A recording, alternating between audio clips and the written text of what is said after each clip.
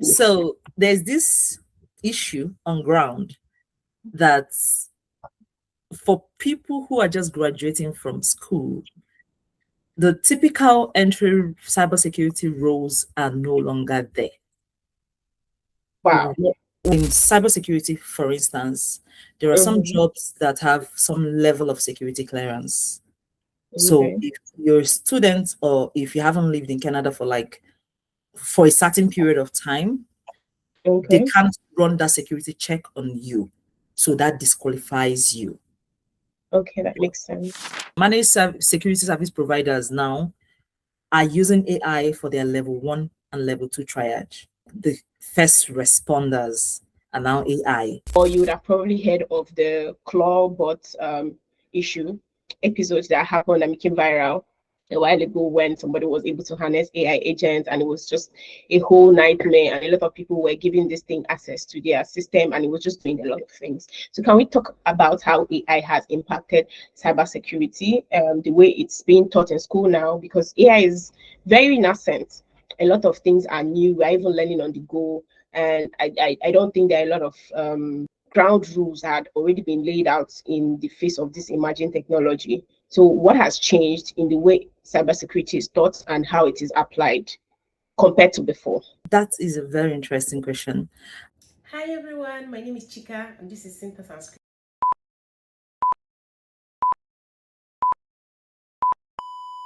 Just to get my audience to be acquainted with you, because this is our first session that I'm bringing an external strategic partner sort of. I'm bringing more conversations around AI and tech and industry trends, especially for people who have been practicing. So I would like for them to get to know you, know a bit of your background, and before the conversation starts. So tell me a little bit about yourself. Thank you very much. My name is Amalachukwu Azubuike. I'm currently studying Masters in Cybersecurity at University of Guelph, Ontario, Canada. I'm into application security. I'm working as an AppSec currently while I'm still studying. I have experience in IT support, compliance, all around tech, even software development. So I could say that I've been everywhere. Yeah, it looks like it. It looks like it. So that's it. Did you have to go through all those touch points to decide which career suits you better, or it was just something that you decided on to just test everything first? Okay, so it's based on what I have a hand exposure. So I have a microbiology background, not a technical background. So, but how I got into tech is even before I got admission to study, I attended a computer school, after which I was retained to be an instructor. So before I got admission, I was teaching Microsoft, Excel, and the rest of those Microsoft applications as... That's a technical background, right? It counts for something. Yes. So I was just doing it then as a hobby. I didn't know that there's a career in it. So when I got admission, whenever there is break, I go home, I'm still teaching because it's more like the job was there for me. So whenever I'm on break, I take it up. At some point, it evolved because the place I was teaching had to include printers, and like they grew, they became bigger. So I was their tech person. Whenever I'll come back, I'll set up printers for them, set up network, computers, internet, Wi-Fi, as sort of then. So wow, that's more technical than I even know. It's more of YouTube as you go. And don't we all? A lot of people still Google stuff. You don't have to have it all in your head, sir. Like you were basically grounded, essentially. Yeah, it exposed me a lot. So after graduation, I got admission. Sorry, after graduation, I got a job, desktop support for a company that outsource. They are more like managed service providers to other companies, because I remember us helping set up account details for hospital of some sort, like setting up their login, their IAM and stuff. So that exposed me a lot to compliance, IT support. So more of just general IT was what I was doing at the time. So when I landed in Canada, I had a microbiology BSc, which I do not want to practice. I was hoping to get a job as IT support with my experience, but it wasn't taking me anywhere, because if you bring like 5 years of technical experience, your BSc is microbiology, it doesn't relate. Even in a master's?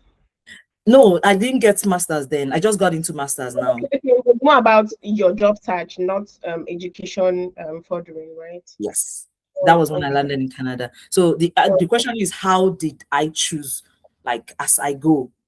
So I was like, it's the opportunities that made me, like, directed me at the time, not like I had it all figured out.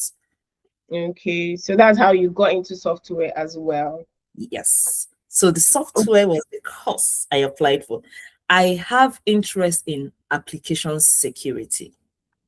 Oh, okay. So just to backtrack, so I get the whole story, and everybody watching also get the whole story.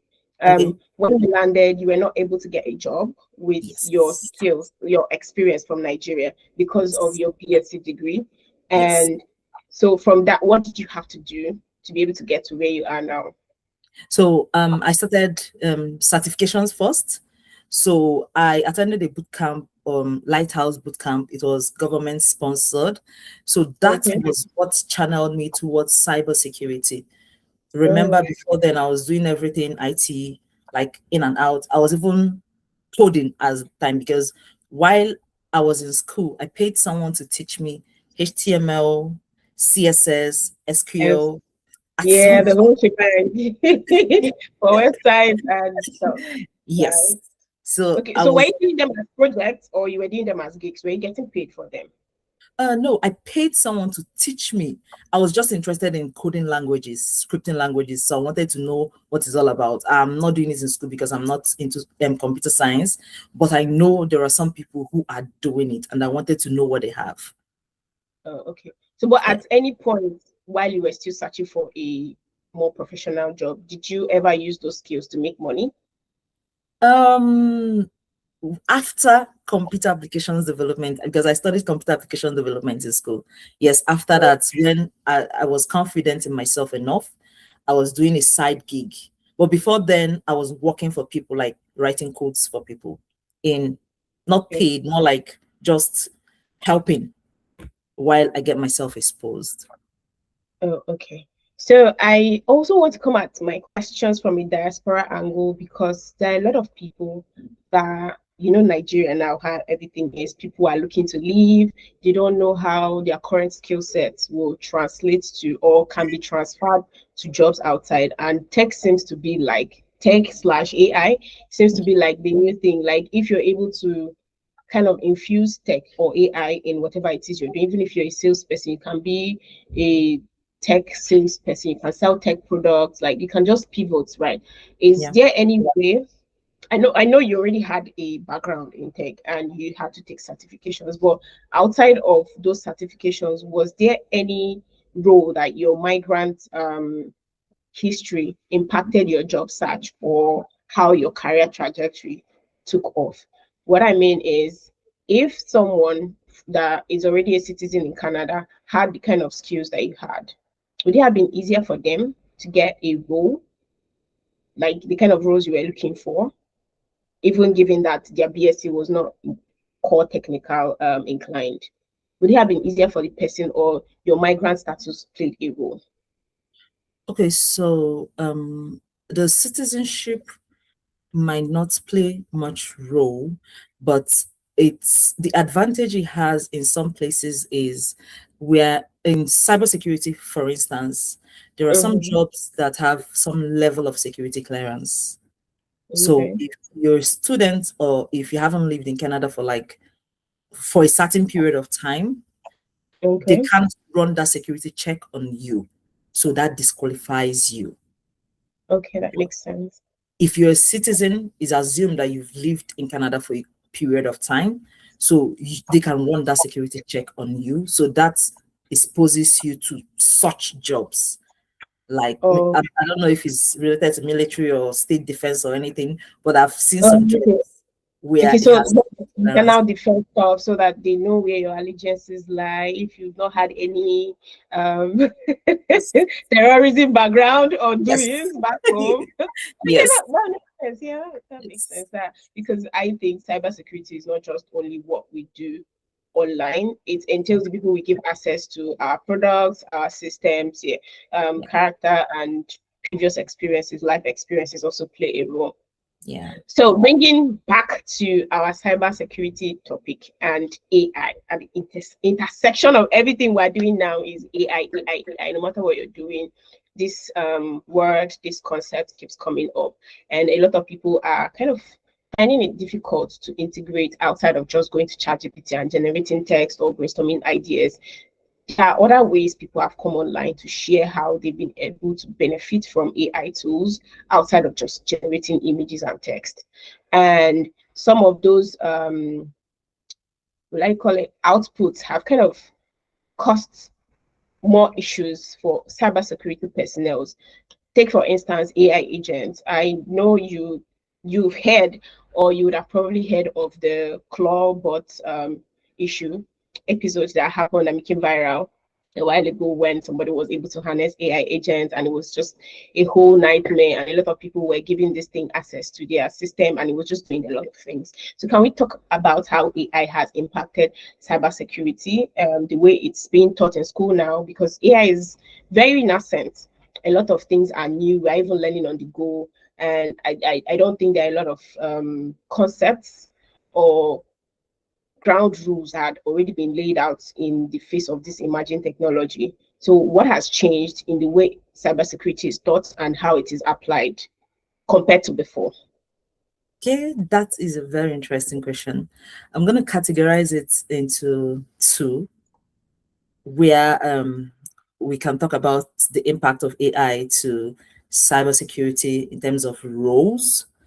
And I'm also going to talk about the impact of AI in cybersecurity in terms of approaches and the things that are changing because of the evolution of AI, right? So for that is things that are changing. Mm-hmm. There has been an issue on compliance. A lot of companies want to get involved in AI, but they are Mm-hmm. also being careful to not be sued in terms of compliance, GDPR, and all that kind of thing. So Okay. they, Just the sake of those, because a lot of my audience are people that are non-technical, so we'll have to be explaining some things that need explaining. What's GDPR in this cybersecurity sense? so GDPR is General Data Protection Regulation. Why it's so Mm-hmm. important is it in EU is a big thing. So even Yeah. if you're working from US and you're using data from people of EU, Mm-hmm. like living in EU, you still have to Mm-hmm. comply to GDPR. So far, Yeah. you're using their data, except you don't want to use their data.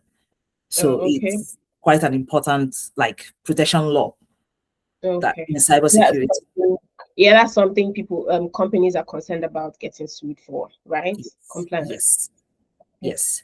So taking it back to our conversation around companies trying to evolve with AI or whether or not to evolve. So the argument is, should we go with AI or should we not go with AI? But the challenge around this conversation is the fact that in terms of cybersecurity, if a company decides not to protect with AI, attackers are not deciding, they're already working with it. So Mm-hmm.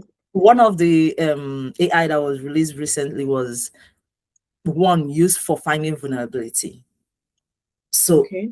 in a situation where a company is deciding not to use that AI to find a vulnerability within their company, attackers are using that to All find right. vulnerability within your company. What's the name of this AI tool? The one for security. Let me read it out as it is here. Okay. Anthropic offers a specialized native tool called Cloud Security which is available directly in Cloud AI or Cloud Code. What does it do? It scans code bases for vulnerabilities, going beyond traditional pattern matching to provide contextual, human-like reasoning and suggest targeted patches. So this is the original intention of this cloud security. Whether you decide or not, the decision is already being made for you. Thank you. Because if you don't know what you're supposed to protect it, someone will make use of that vulnerability. Exactly. So in situations like this, where a company is debating whether to use or not, attackers are not debating whether to use or not.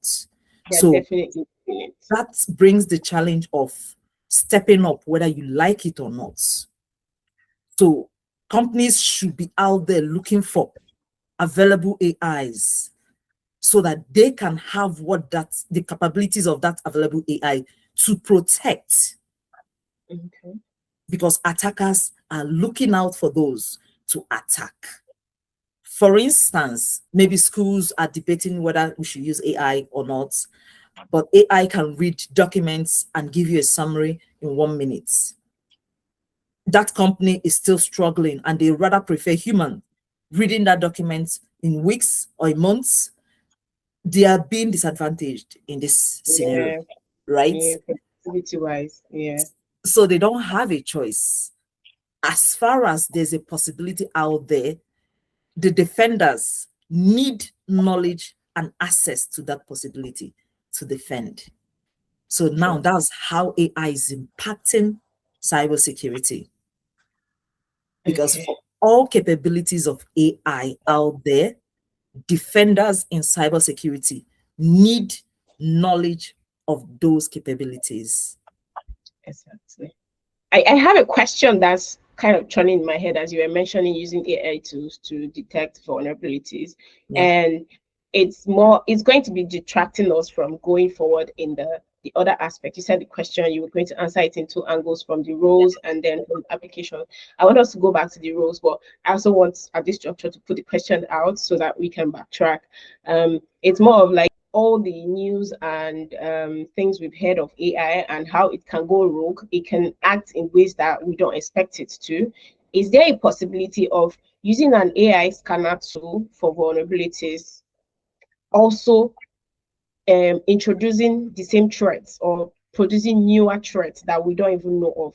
Like you're using a tool that's meant to protect you, and somehow the tool becomes a backdoor for cyber attackers to kind of like be able to attack you. Is that possibility there? Definitely, I would say yes to that, because one of the challenges of AI is its black box nature. What do we mean by black box nature? It's the response, the result we're expecting is probabilistic. You can't say because you gave 1, it has to be 2. It can only be probable, like it could be 2 based on its expected. You can never be sure. Yes. So the chance, yes. So the chances of the AI introducing vulnerabilities as it works is very much possible. And considering the fact that those AI vulnerability scanners will need access to API, repositories, data before even doing what is supposed to do, exposes those information, because in a place of compromise, that AI already have those information that it took to work. So yes, that could create more vulnerabilities. Okay. So sorry. Anytime you talk, I have more questions. This is what happens when you're talking with somebody that knows more than you do in a specific field. So on a scale of 1 to 10, what is the possibility of non-AI tools that were used for cybersecurity protection before? Okay. To make this kind of mistake, that's introduce this kind of vulnerabilities compared to AI tools now, that's AI security tools. What is there on a scale of 1 to 10 for each non-tech AI tools on this side, then AI security tools on this side? What's their, like, if you were to compare? Okay. So I would say the non-AI tools are human controlled, right? Where the human personnel have access to those data and work with them. But for AI tools, you're not there. Most of these things are automated. And one other issue with AI, or one other capability of AI, is to learn from the first actions. So you're not working just based on what you know at the time of training. It has the capability to learn from feedback, from responses. So you don't know all of what it's working with. So now this leaves control out of human hands to the AI. So for the traditional ones, human is the one controlling it. We know what we're working with. But with AI, it's like I said earlier, it's probabilistic. There have been instances where bias is created when AI is used, like instance of loan being denied based on the bias. The bias was gotten from the information, from the data that the AI was fed into. So these things leave control out of humans. Like there are some things you can still control, yes, but you can't control everything when you're working with AI.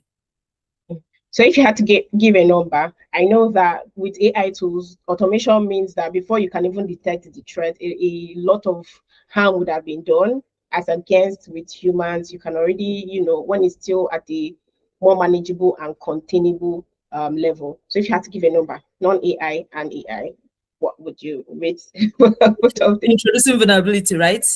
Yes. Okay.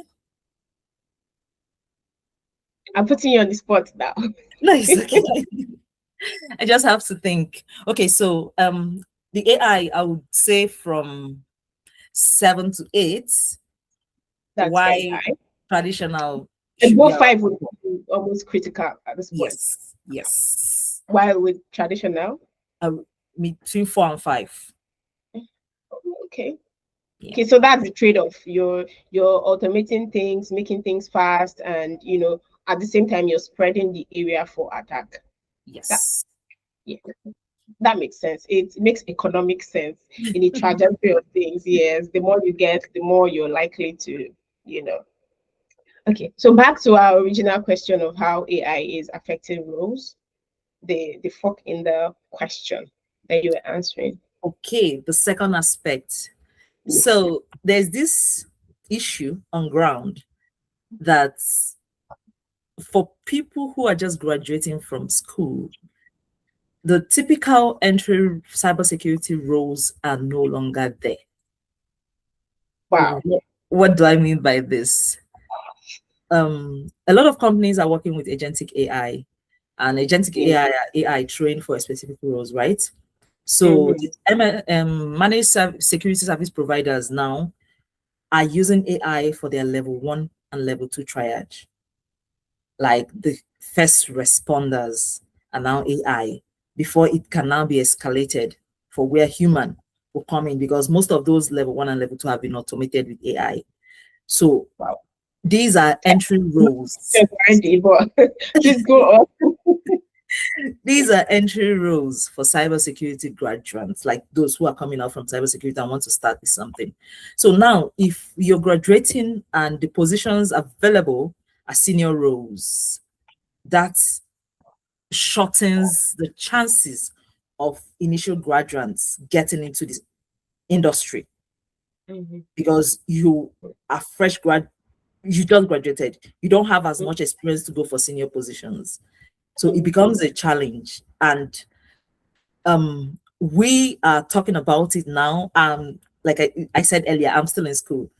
We're talking about it now as a challenge facing us and how we're gonna meet that upon graduation. And those who have graduated before us are already complaining about that. So that is one of the challenges we're facing now as cybersecurity personnel or graduates.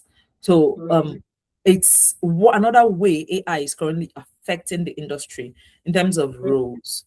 So now that leaves us with either getting better at more exposed. So we now have to be competitive. You can no longer graduate average. You have to be like above average in terms of On the top. exposure. Yes. Yeah, you have to skip like 2 levels and jump to becoming like that's. Is it feasible though? Is it feasible?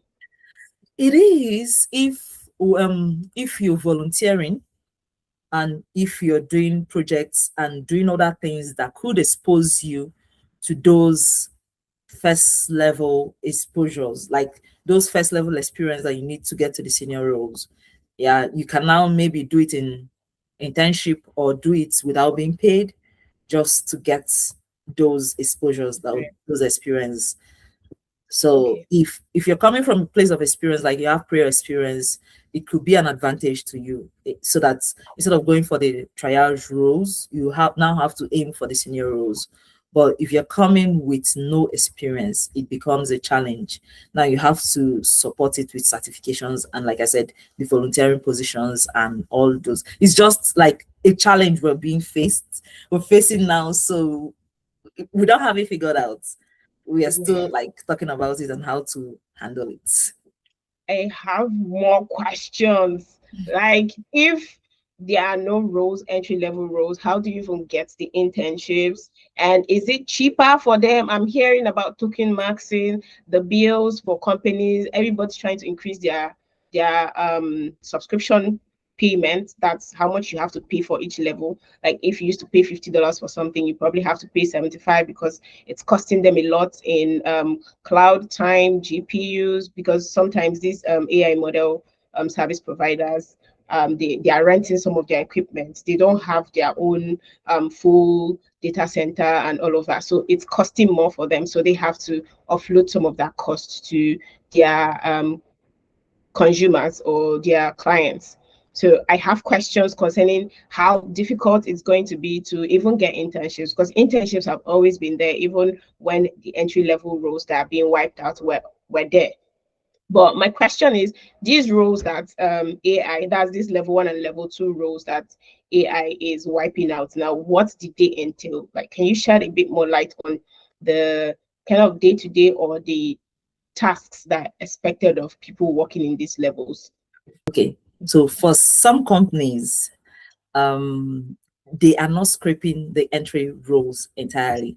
It's just changing the skills or expectations of that entry roles.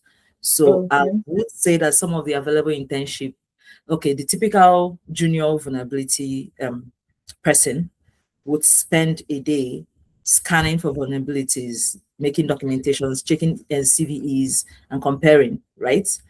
But AI can now do these things. So the skills that are now looking out for is no longer for those that can scan or do this. Is more like the interpretation, how to interpret what has been scanned, documented, and all that kind of thing. So entry level roles, the internships there are still there. It's just that what's it's usually used to get in are no longer what's are being looked for now, what people are now looking for now. The job description has morphed. It has become more advanced, right? Yes. You have to do. Yes. So now I understand what you meant by you have to do more. You have to take more certification. You have to just be more to be able to even get entry into the entry level. Like, entry level is not really the entry level that used to be before. Yes. Entry level I want to have at. Yes. Yes. Okay. So those internships are still there. It's just not what we're used to anymore. So we have to do more. Yeah. Okay, so that means your curriculum has become more rigorous. Yes, more rigorous and more taxing, because the regular things that were in the curriculum before is no longer enough. Now you have to still learn some tools alongside, whether it's in that curriculum or not. You have to learn it to adapt. Yes. Okay, that makes sense. I think you people should, like, that's your set that are still in school. You should see it more of like you're in an advantaged position. You're lucky because at least you are at the cusp of the change and you were able to be incorporated into the change while you were still in school, than the people that have already graduated and now they have to do like top-ups on top of what they have to do refreshments before they can even qualify for the same entry level roles that people who had gone ahead of them were able to qualify for and get the on the job training and experience and then move. Now they are just in limbo. They either have to do it or just pivot to something else. So I think it's a win for your class. Although the fear is there, it's valid. Yeah. It could be. You could also look at it that way, because being at the top of the event, like now, it's a worry to even schools that are shipping out graduates, right? And it's also a worry to us, because if you graduate from a school and you don't get well positioned, it's risk impact the ranking of the school. Yes, it impacts, and also risk more people coming in to get that certification or that degree or whatever it is. Because what almost everybody is going for is to get a better job, right? Yeah, definitely. That's the point of spending all that money. Like, I can't spend it and just be looking at it. Right? So I can see, because the levels in a job is more like at the bottom level you have more people, so the higher you go, the lesser number of people you have practicing it, because they've moved to other roles, diversified. So at the both level 1 and level 2, you have the bulk of people practicing, right? So if those levels are wiped out or they've morphed into something more in the middle at the intermediate, like you just have to skip those levels, that means the roles that are open to you still in school and the people who are fresh graduates, they're very much limited. Like, you've gone from, say, cybersecurity positions that used to be available being 10,000 to maybe 1,500 or maybe 3,000. Is that a valid you see the problem? See what I was talking about? My light has gone off. Oh my days. So is that a valid concern? Is that a valid fear, what I just described? Yes, it is. But we're also looking at it from the aspect of creation for other positions. Like now, if they're scraping level 1 and level 2 triage, companies are going toward AI, right? They're looking for AI governance, they're looking for AI security engineers. So, I'm like, yes, this is really I wanted us to get to this point, to this part of the conversation. I just didn't know how to steer us to these questions. Yes, so in as much as we are complaining about that aspect of entry roles not being there, there are also creation of other roles. We just have to find how to get there. What do I mean by find how to get there is, if you're studying cybersecurity and AI is not taught in school, you have to find a way to learn AI yourself. So for me, my final project is AI. I'm more like, I would say, in AI security, because my seminar is AI. My projects before first semester project is AI related, where we design where we design three levels of security on LLM, how we can merge 3 levels of security together instead of using it one. Because what the projects we did it on is layer defense in depth course. So we are trying to show that it's better to layer up defense than just one defense, that no single defense is complete. You have to layer it up to increase the probability, because if this one fails, they have to have another challenge meeting them, which is totally different from what failed and all that. So we designed 3 levels of security on LLM: context isolation, prompt sanitization, and response redaction. So isolation, where we isolated the context before it gets to the LLM engine. Prompt sanitization, we did something similar to that before it gets to the LLM engine. Then the response redaction is after it gets to the LLM engine. We still have to redact some of the responses, like based on the instruction we gave it. If it's not the admin, redact so information.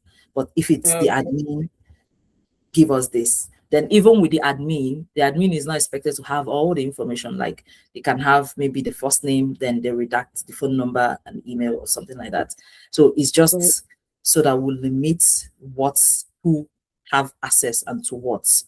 So we layered up those 3 defenses to protect the LLM, and we were of the opinion that if we put on those 3 defenses on, the risk of being exploited tends to lower down. But with each, like if we're working with just a single one of those defense, the risk of being abused or attacked tends to go high. Yeah. Okay. That makes sense. That is a very interesting. I would love to maybe get a copy. That's if it's going to be published. I would love to read through it and get myself updated. Yeah, so many people have also said that. Even the lecturer was very much interested in that. But you should definitely publish. Yes, you should. I think you should. Okay, I'll talk to my group member because it's not an individual effort, so I can't make any decision on it individually. But I'll suggest it to them and see what they'll come up with. Okay, but can we at least expect maybe a LinkedIn post or an article, something that for the ordinary? Yes, currently on my LinkedIn is there. I wrote about it. Like I even tagged my group members. It's just the official paper is what I can't post. Like it's not published, and if it's gonna be published, it has to go through the group.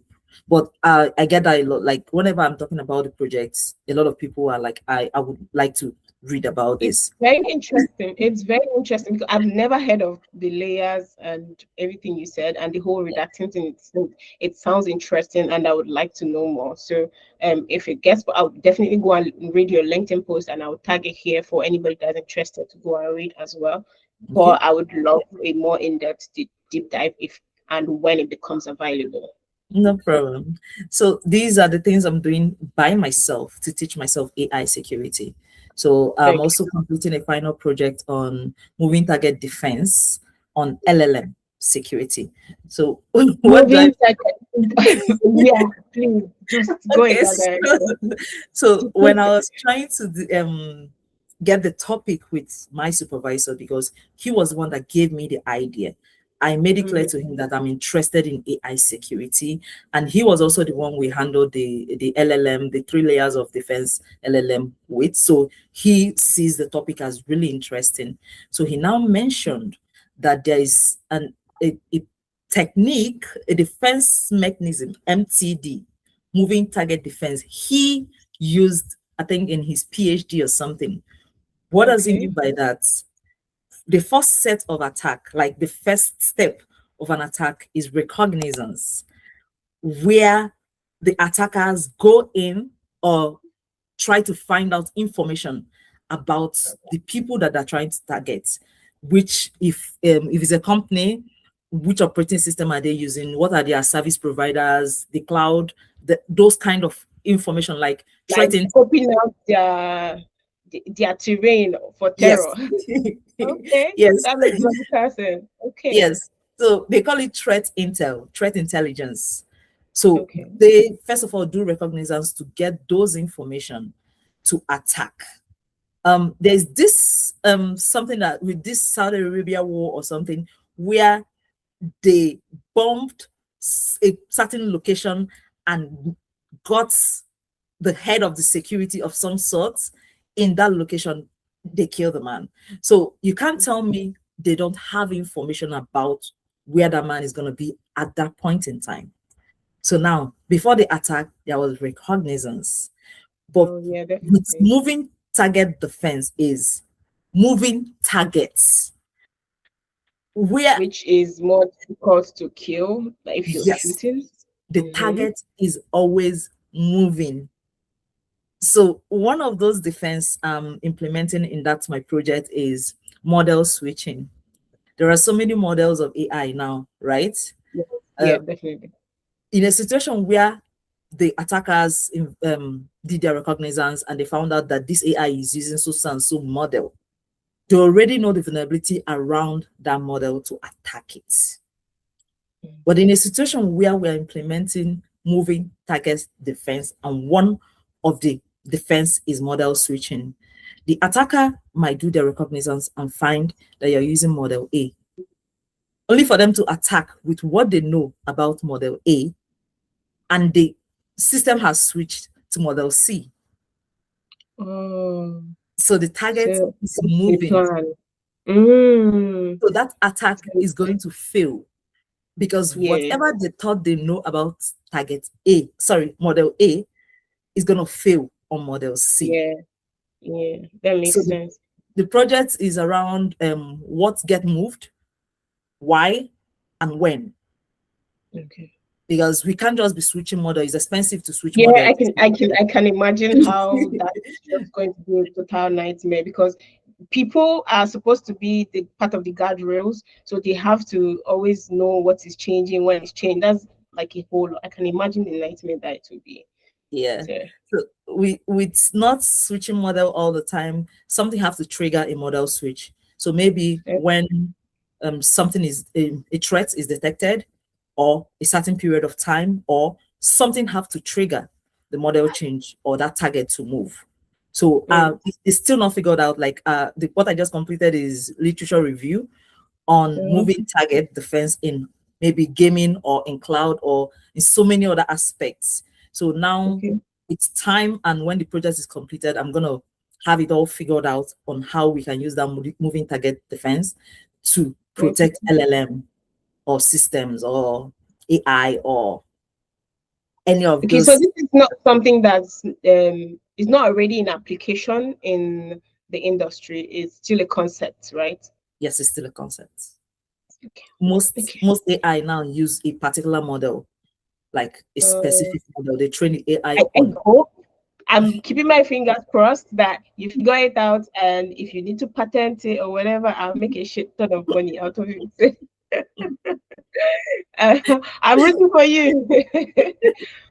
I hope so. Definitely, I'm going to publish it when I'm done, because my professor is on the academic side, and he is more of. Are you supposed to be sharing it at this level? Is it okay to share? I think so, because there are so many factors that could be used. It's not just moving target defense, is which defense am I using? What are my approaches? What are my methodologies and all that? So I don't think it's going to be a problem in terms of, because I don't have it all listed out here. Yes. Okay. So, but like you putting it this way makes it look like there is a form of this concept already out there that kind of inspired your own, right? Yes. Because that makes sense. In my literature review, moving target defense have been used in so many other places. Like I have like 16 documents I used for my literature review, where I read places that it's been used in gaming operation or something.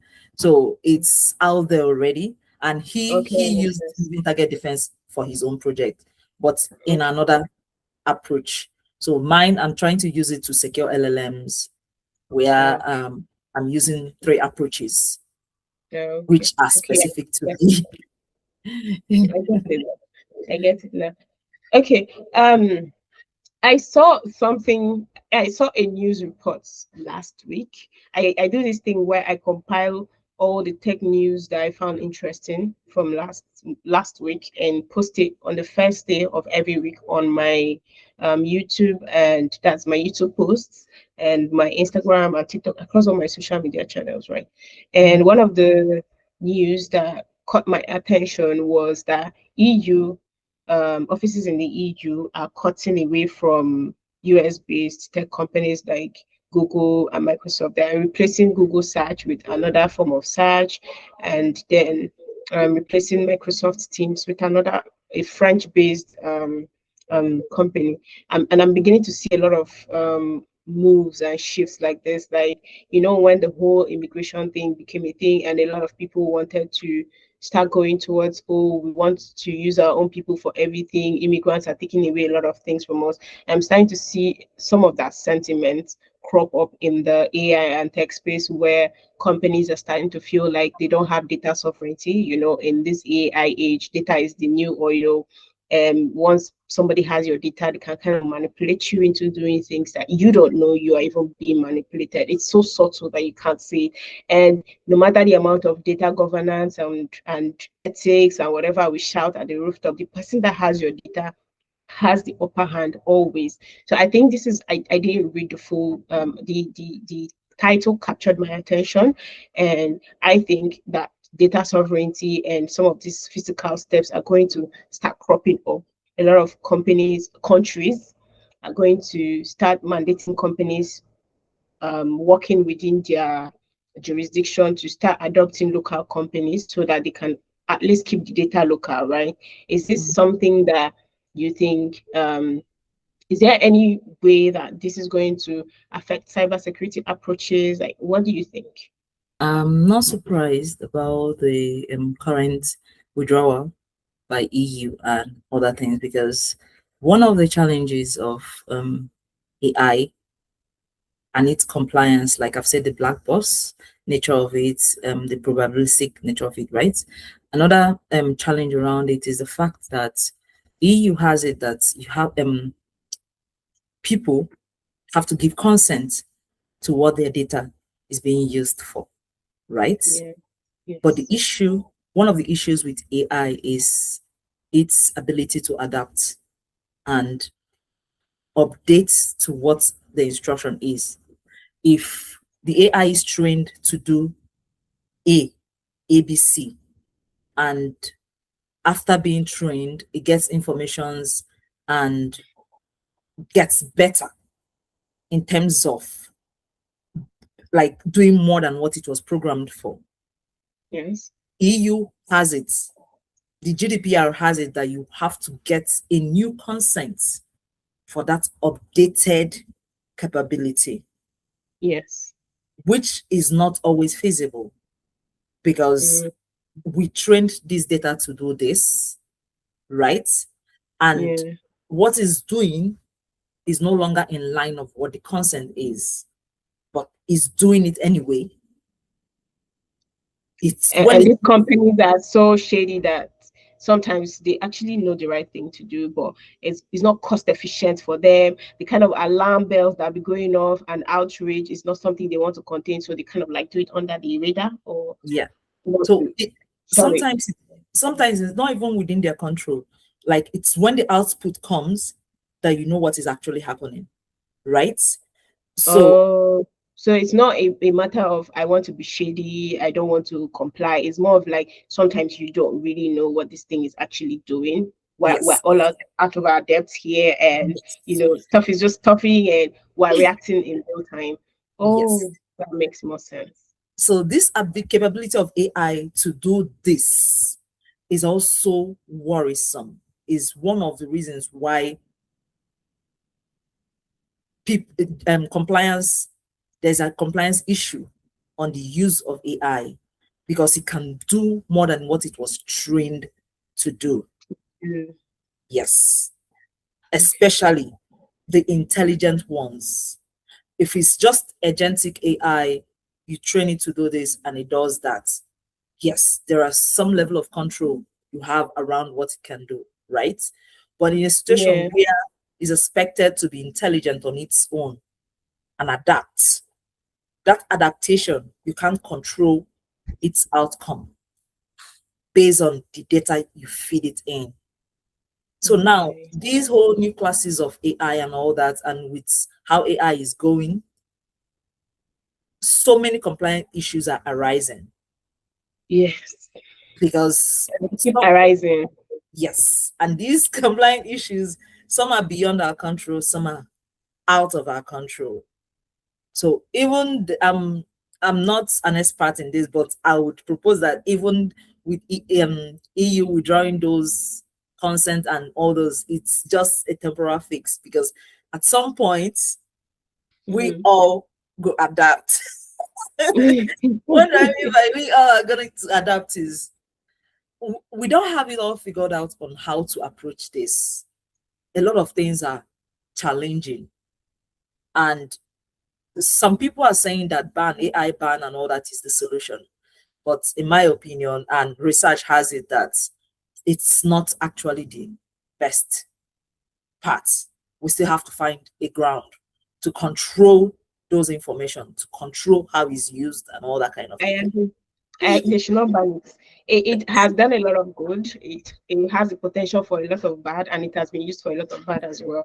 But it's just about the approach. The way we are going about it is obviously wrong, and the breakneck speed that a lot of money is being poured into this thing kind of makes it like we're looking at sunk cost fallacy, that you've poured in a lot into this thing and you just have to keep it going, even though that the pacing, the direction is off. We're just keeping it like that. And that's why countries now holding companies that are manufacturers of this model, that maintain these models, holding them, because the narrative was more of like, oh, you're the user, you're supposed to be responsible for securing yourself, making sure you're not putting out too much data and all of that. But we know a lot of things had already happened before we even became aware of the depth and the breadth of the capabilities and the things that have been scraped off the internet without our knowledge, and the things that are still being scraped. I mean, it's until how many years ago that we got to know that we're being listened to. We don't have any privacy.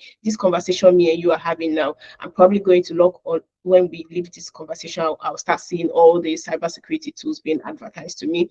Like, we just started not knowing that we don't have any privacy in that. Sometimes it's just like something you're thinking about and you're seeing the advert and you're like, are they also doing mind reading? It's kind of crazy. So it makes sense that countries are now stepping in, holding these companies accountable, because these are capitalists that we're dealing with. They are in business to make profits, and sometimes those profits are not gone. They're not going about making those profits at through the right channels, doing things the right way, and countries just have to step up. However they want to do it, they just need to step up to protect us, the consumers of this tech, because apparently people are just going about producing models, training things that they don't know their capabilities, and they're only finding out when it has gone into production, when users are already using it and bringing back the report, and everybody's just reacting. It's giving, we don't know what we're doing here. While else figuring it out on the go, which is not safe, but at the same time, we know that there is just a little bit of tweak that can be done to just make things safer. But people all these companies are just sticking to their guns because they've started doing this way already. And then the whole competition around it, like the first person to do this, the first person to do that. So we're just going to use all of you as guinea pigs in a lab. And I like that there are people like you, cybersecurity personnel, and people in compliance and governance who are like holding them to account, making sure that we're being kept safe in some way, shape, and form. And I know that there is so much more that can be done in this regard. So to that, I have one question more before we wrap up. We've already passed our time, but not to worry. Is there a fear? I know that obviously cybersecurity is in flux. In fact, everything is in a state of flux. Things are changing. What you know this week, in fact, yesterday, things from yesterday have already changed. As we're having this conversation, things are probably Twitter is agog now. Things are going viral. Before you know it, people are installing things on their system without fully knowing what they are installing. Is there a fear that cybersecurity, as we know it, is going to be wiped off maybe in 2 to 3 years and maybe morph into something else? Like a lot of it will be more of governance than the way we know it, and it's mostly AI tools just doing the cybersecurity. I know you mentioned something like that, where things are upgraded now, where you're not just doing the scanning manually, AI is automatically doing the scanning. You're more of reading the insights and preferring solutions. Like, okay, now you know that there is a threat. How are we going to go about protecting our business or our tools from this threat, right? Do we have a 2 to 3 year timeline? Is it possible that in 2 to 3 years, cybersecurity as we know it is going to morph and totally become something different? I wouldn't say that.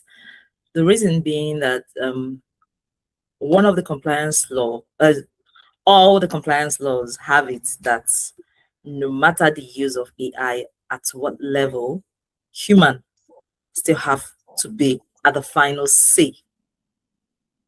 Like you still have yes, you still have to give human control to come in at some point. So every level of escalation have to have a human interference to it.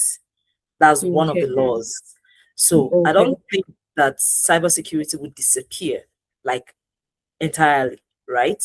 Because even if AI, automation, and all that kind of thing, there's still need for a human to step in at some point. Like, okay, one of the major agentic AI that people are using now is chatbots. When you're trying to buy something or you have an issue, there's always a chat website to chat with. And that chat, to some extent, can solve your issue, like to some certain of level. But whenever it gets really, really serious, you can always request for a human agent. Oh, yeah. So more like customer service kind of situation. Yes, like customer service kind of situation. So I've worked sometimes at customer facing job where you have to talk with the customer to resolve some issue. So some of the issues are something trivial, like I want to check if my loan has been approved, or I want to check the status of my application, or I want to check if the changes I made on my account is there. Some of those trivial issues can be resolved easily by just chatting with someone, right? But where maybe the person is having technical issues and they need someone to talk them through, click this, delete this, do that, then it has to be human who understands, because now you have to communicate with someone. Okay, what are you seeing on your screen? The person will respond, okay, do this, do that.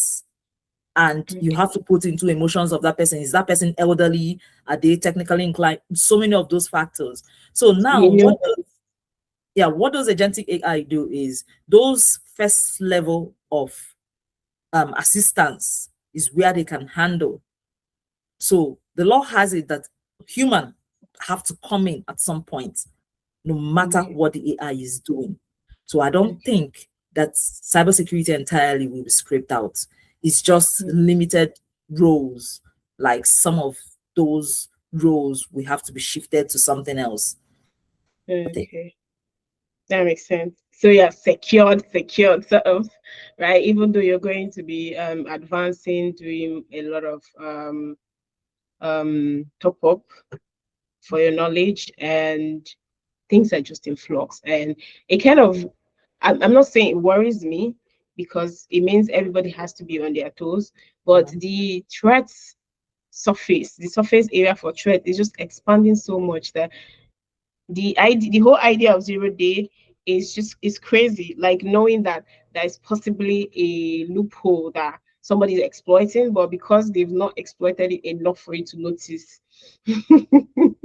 like just knowing that it's always going to be there is kind of crazy. So I appreciate anybody that's working in your field, anybody that's working in anything that has to do with protecting us from threats that we know and the ones that we don't even know, because I know that that's all we don't get to hear about. But like, thank you for your service and thank you for your time. Thank you for the time you spent coming on here. I really appreciate it. And I wish you all the best in your project and your defense. Okay, thank you. I pray it turns out well, and I pray that maybe 10 years from now, if I'm looking at this, I'll be more like clearer of where I'm going to or where I am at the time, depending. So these are the reason why I don't take opportunities like this lightly, because we're doing it now, but it could also be a time capsule. Replaying 10 years, 20 years from now, and this is where even if YouTube is not here. That's a possibility. It's true. But YouTube will be here. You pray. Well, I wish you all the best, Amala. Thank you. Thank you so much. I appreciate it.